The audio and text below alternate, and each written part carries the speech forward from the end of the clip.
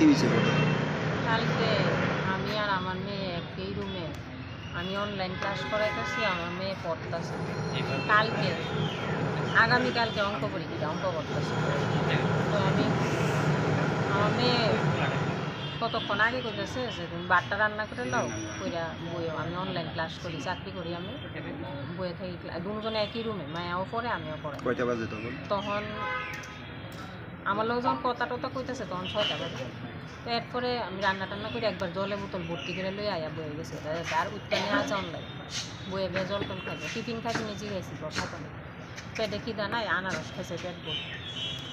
এরপরে এবার বইছি আয়া, তো এবার 6:30টার থেকে 7:30টা পর্যন্ত আমার একটা ক্লাস। যেই 7:25 বাজে তখন মানে আমরা বেডরুমে আসছিলাম দুজন, আমি আর আমার মেয়ে। আমরা ড্রয়িং রুম আছে, ড্রয়িং রুমের লগে কিচেন আছে, তো উইটটা গেছে সামনের দিকে। আমি ভাবছি মনে ড্রয়িং রুমে যাবে, ঘরের ড্রেস পরা কোনোখানে গেলে তো ড্রেস ট্রেস পাল্টে যাবে। ড্রয়িং রুমের দিকে গেছে গিয়া টিয়ার মানে কিছু খাইতেছে, এমন তো আমার হাজব্যান্ড ফোন করছে। আমার হাজব্যান্ড আবার এর আগে আধা ঘন্টা আগে মেয়ের লোক কথা বলছে। কই আসছিল আপনার হাজবেন্ড? আমার হাজব্যান্ড ফিল্ড অডিটে আসছিল বিশ্রামগঞ্জ। কোন জায়গাতে? বিশ্রামগঞ্জ না সাবরুম। এরপরে তো আমার হাজব্যান্ড এই টাইমে আমার ফোন করছে, যেই টাইমে আমার মেয়ে আমার সামনে থেকে উঠতে গেছে। ফোন করছে যে আমার কোথায়, এটাই রান্নাঘরের দিকে গেছে। তাই বাবা কয় মনে কিছু খাইতে টাইতে গেছে। আমি মনে কইছে সন্ধ্যাবেলা কিছু খাইতো না। তারপরে আমি ফোনটা রাখতে বেশি কথা বলছি না, 2 মিনিটও না, ফোনটা রাখতে ডাকতেছি বাবা রে বাবা, ও বাবা, 3বার 4বার ডাকছি, দেখি উত্তর দেয়।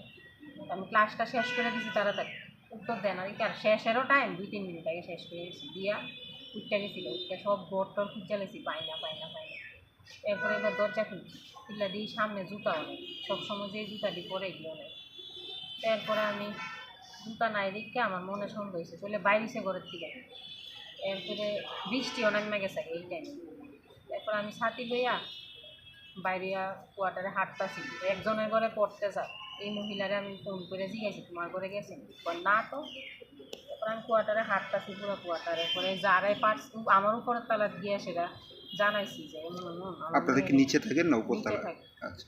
আমার উপর তালার গিয়ে জানাইছি আমার মেয়েরে পাইতাছি না, তাই তোমরা ঘরে আইসে নিল কর না।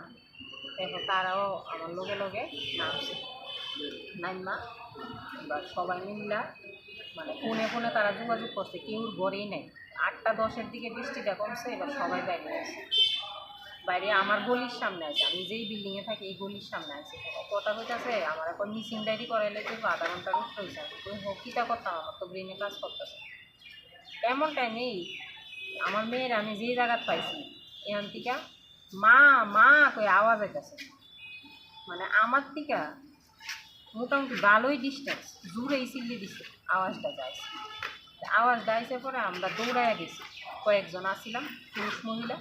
দৌড়াইয়া গিয়া দেখি আমার মেয়ে বিল্ডিং, 4তলা বিল্ডিংয়ের লগে বাঁশ টাস পইরা রয়েছে, কনস্ট্রাকশনের কাজ হইতেছে, ওইখানে পইরা যে রয়েছে। মা মা করে ডাকতেছে যে আমি গিয়া কইতাছি সবাই তাড়াতাড়ি ধরো উদাও। মানে কি অবস্থা পাইছেন গিয়ে সেটা?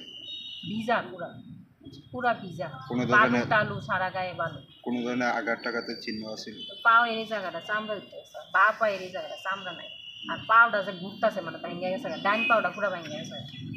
আর ঘাড় বাঁধছিনি না কই, তাই না সোজা করতে পারছি না আমি, মনে ঘাড়ও ভেঙে গেছে। এরপরে উদায়া 4-5 জন পুরুষ মহিলা দইরা, পুরুষ লোক ওই দইরা উদায়া আমি উঠটা আমরা কোয়ার্টারের একজনের পার্সোনাল গাড়ি দিয়া জীবিত লইয়া করছিল বলে আনছি। পরে তো তারা পালস রেট বিপি কিচ্ছুই খুঁজা পাইতেছে। তারা ব্লাড দিছে, স্যালাইন দিছে, 2-3টা স্যালাইন দিতেছে, ব্লাড দিছে, পালস রেটার আয়। তো আমার পেশেন্ট তো খারাপ অবস্থা, ক্রিটিক্যাল, মনে হয় না বেশি। আমি তো টেনশন করতেছি, ঠাকুরের ডাকতেছি, ঠাকুর আমার মায়ের ধরে বাসায়। কতক্ষণ পরে আপনাদের জানানো হয়েছে যে মেয়ের মৃত্যু হয়েছে? এরপরে কইতেছে লাস্ট ভেন্টিলেশনে দিয়ে ট্রাই করতে পারি, যে যদি থাকে তো থাকবো, না নাই কারণ কিটা এর এইভাবে ভালো না। আমার থেকে তারা কনসেন্ট লইয়া গেছে। আমি কইতেছি যেমনি হোক শ্বাসটা যাতে আয়, আমার লোক কথা কইতেছে কোমরে ব্যথা করে, কোমরের নিচে বালিশ দাও। ডাক্তারেরই কইতেছে, আমারও কইতেছে কোমরে ব্যথা করছে, কোমরের নিচে বালিশ দাও। আমার মেয়ে কইছে। তারপরে কথা আর কইতে পারে না, শ্বাসটা ফলাইতে কষ্ট হয়। তারা কেতিটাট লাগাই রাখছে, কোনো টয়লেটে বাইরেটাছি না, ইউরিন টিউরিন বাইরেটাছি না। এরপরে এবার শ্বাস ফলাইতেছে, উঠ করে হাত পাওলারে, বাচ্চা রয়েছে কথা কয়, এই শ্বাস ফালায় মা মা করে। এরপরে আমি বলেছি শ্বাসটা ঠিক করে ফালাইলে মনে হয় বাচ্চা যাবো, ডাক্তারকে বলছি যে এমনিও কি একটা ব্যবস্থা করেন স্যার। তারপরে ডাক্তার ভেন্টিলেশনে দিলে ঠিক হইলে তো হয়ে যাবো, গান লাস্ট চান্স মানে যদি এগ্রি করেন সেটা যাও। পাও বেড়ে গেছি স্যার, বাঁচান আমার না গেছে। এরপর আর আমি দেখছি না, বাইরে আমার ভয় আছে, আমার শরীরে কি আমি কইতে পারি না। কতক্ষণ জীবিত আছিল? 11টা পর্যন্ত। আচ্ছা, তো এখন অবধি জানতে পারছেন যে কি হয়েছে আসে বিষয় বা কিচ্ছু আমার মেয়ে এরকম কাজ করার নেই। আমার মেয়ে কোনোদিন আমার না কইয়া এই যে হাত পা ভাঙা বা রক্তের দাগ, মানে এটা কি কিভাবে আমি হইতে লগে পারে? লগে নার্সরা জিগাইছি ইন্টারনালে কোনো ব্লিডিং আছে, ইউরিনের জায়গায় কোনো ব্লিডিং আছে। আমি একটা মা, আমার মেয়ের প্রতি আগে ফার্স্ট এই টার্গেটটাই আয়। সমাজটা এত দূষিত, এত নোংরা সমাজ, আমরার মতো মহিলা বয়স্ক বাচ্চা কেউই রেহাই পায় না রেপিস্টার হাত থেকে। আমি জিগাইছি আগে ডক্টর তাড়াতাড়ি চেক করেন যে এই হ্যাঁ কোনো ব্লিডিং আছে না ইন্টিমেট এরিয়া। এরকম কিছু পাইছেন? না, ডাক্তার পাইছে না। আমি পটি দেখছি, একটু পটি বেরিয়ে গেছে। কি মনে হয়